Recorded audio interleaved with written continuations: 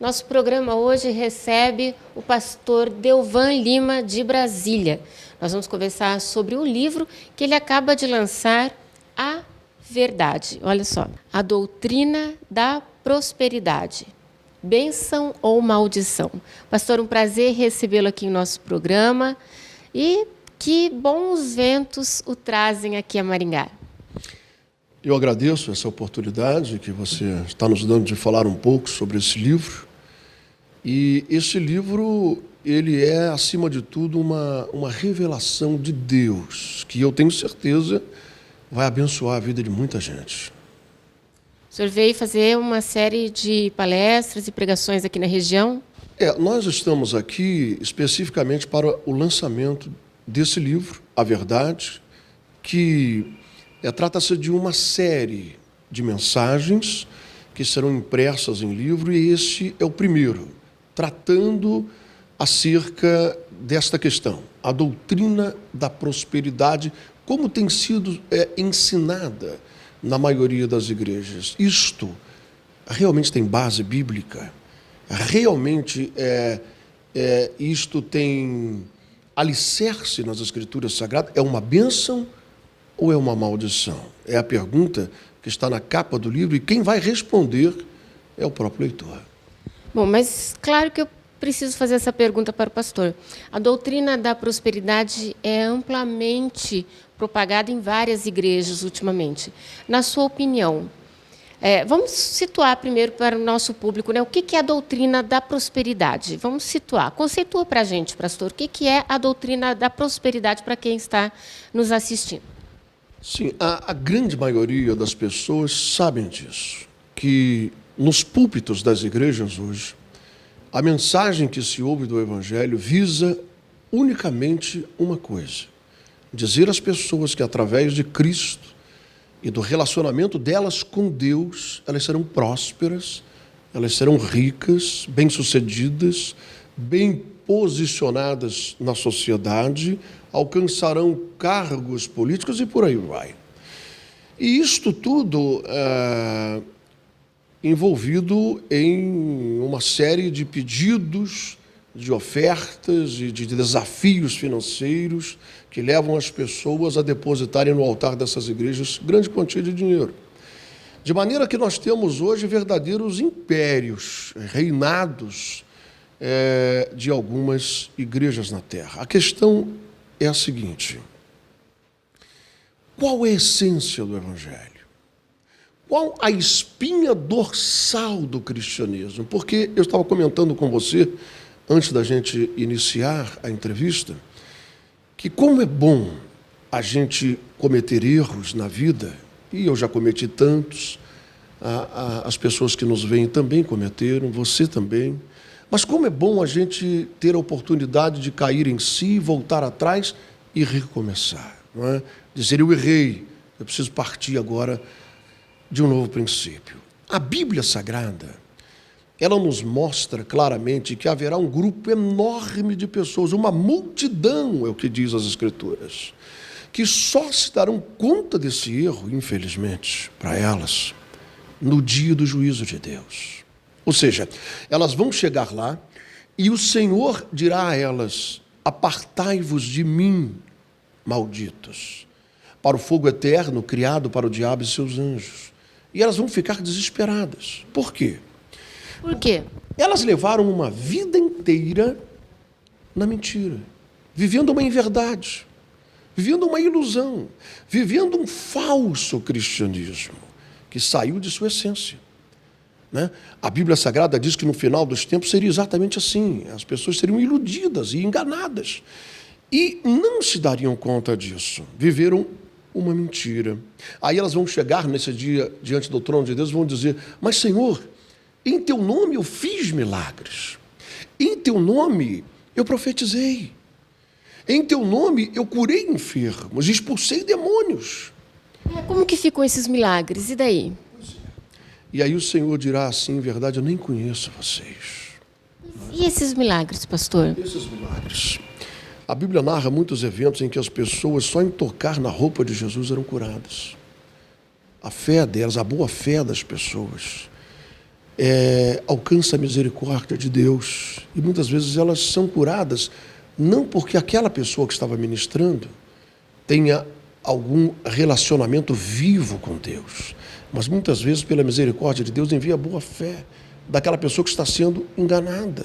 E será que porque a pessoa também não tem um dom de Deus, e depois que Deus deu o dom é irrevogável? Sim, pode ser E também. ele está sendo usado só de uma forma de má fé?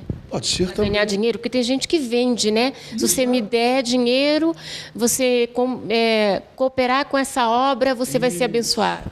Essa possibilidade que você colocou é mais uma delas. O dom de Deus é irrevogável. Aquela pessoa pode ter começado no espírito e está agora na carne. Ela foi seduzida, não é? Pelo ganho, pela conquista, pela posição, pelo poder. E então ela saiu do espírito, mas o dom é irrevogável. E outra possibilidade que nós não podemos desconsiderar é o próprio diabo. Satanás também cura. E ele tem interesse nisso. Sabe por quê? O grande interesse de Satanás não é destruir a igreja, quero colocar essa igreja entre aspas, mas é manter as pessoas dentro de uma igreja corrompida e sem a verdade, pensando viver essa verdade, e ali elas caminharão para o abismo. O que eu queria dizer é o seguinte: qual é a essência do cristianismo, do evangelho? A essência não é a conquista, a essência não é o ganho, a essência do cristianismo, ao contrário disso, é a renúncia. Jesus ele disse assim: aquele que quiser vir após mim, negue-se a si mesmo, tome a sua cruz e siga-me. Porque aquele que ganhar a sua vida para este mundo, ou seja, para os costumes e padrões deste mundo, aquele que viver nisso, a perderá para sempre. Mas aquele que perder a sua vida para esses padrões, este a ganhará para sempre. E ele termina dizendo: porque de que adianta o homem ganhar o mundo inteiro e perder a sua alma? Profundo, gente. Olha só, se você quiser participar da nossa entrevista, o nosso e-mail está aí na sua tela, roseleonel@gmail.com, e tem o e-mail do pastor também que você pode opinar. Claro, fazer a sua participação. Qual que é o seu e-mail, pastor? Olha, nós temos, o nosso e-mail é delvan_lima@hotmail.com, e tem a nossa página no Facebook que é bem acessada. Basta digitar Delvan Lima, a pessoa acessa a nossa página. Não saia daí, voltamos daqui a pouco.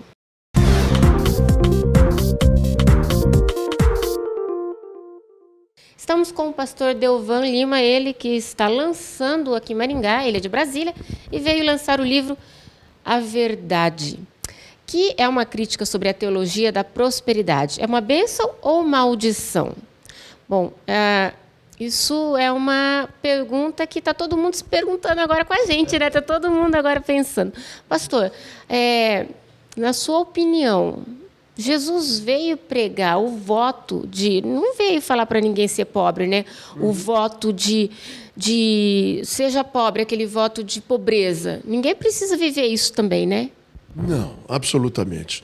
Eu quero te dar um exemplo, e para você, para todos os telespectadores. Jesus, certa vez, estava no meio de uma multidão. E aí um rapaz lá fora gritou: mestre, o que devo fazer para entrar no reino dos céus? E aí Jesus olhou para ele, e quando Jesus olha para nós, ele não vê apenas a aparência.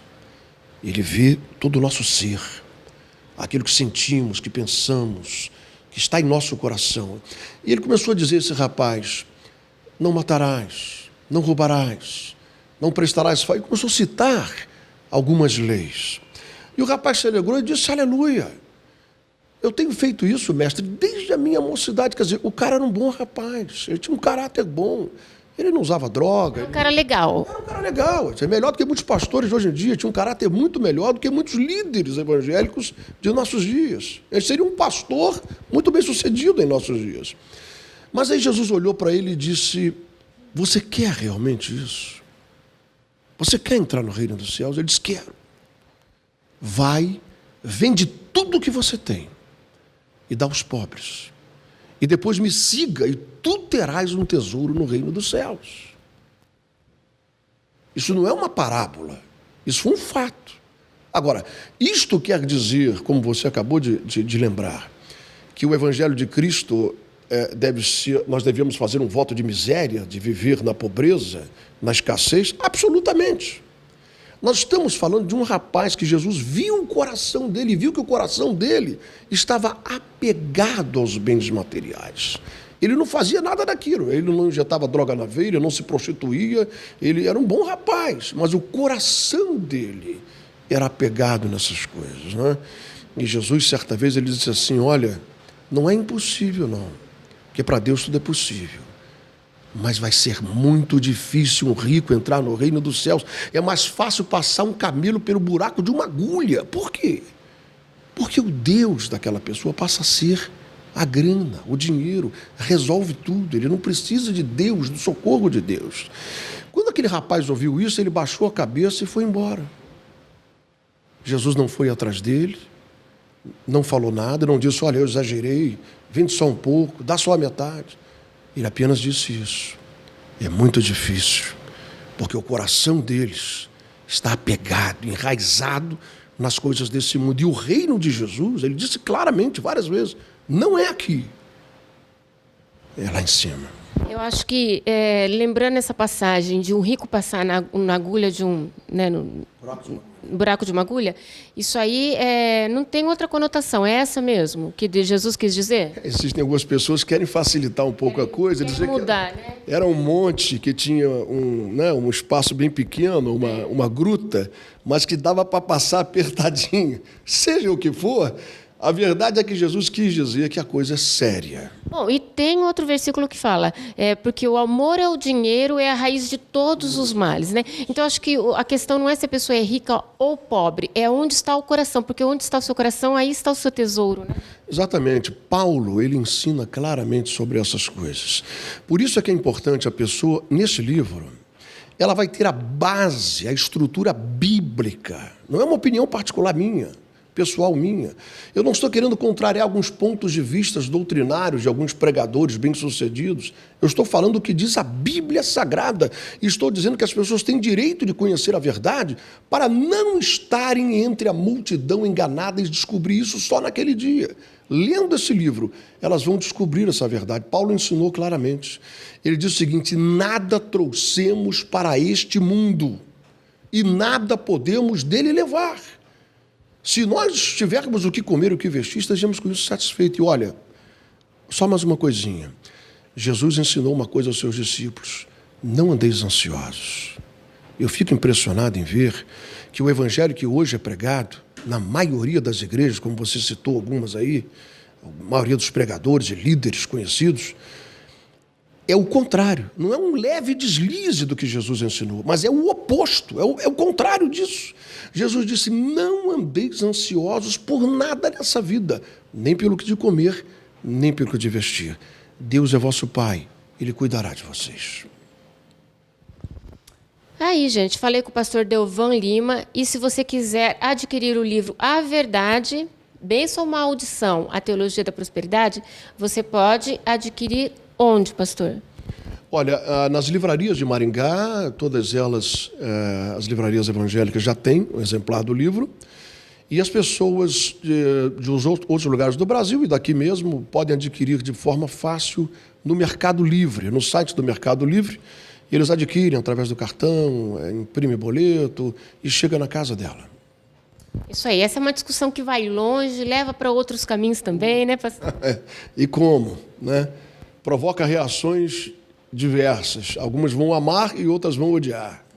O certo que eu acho que a nossa mensagem, eu acho que a mensagem que o pastor quis deixar é que o evangelho é um evangelho de renúncia, é de cruz, né? Exatamente. Esta é a essência do evangelho, do cristianismo, a renúncia. Cada um leve a sua cruz. Exatamente. Mas temos a graça também, gente. A graça é assunto para outro programa. Pastor, foi um prazer recebê-lo aqui.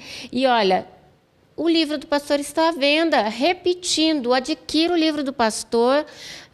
O seu contato, pastor, novamente, porque quem não achar nas melhores livrarias de Maringá vai encontrar com o contato pessoal do pastor.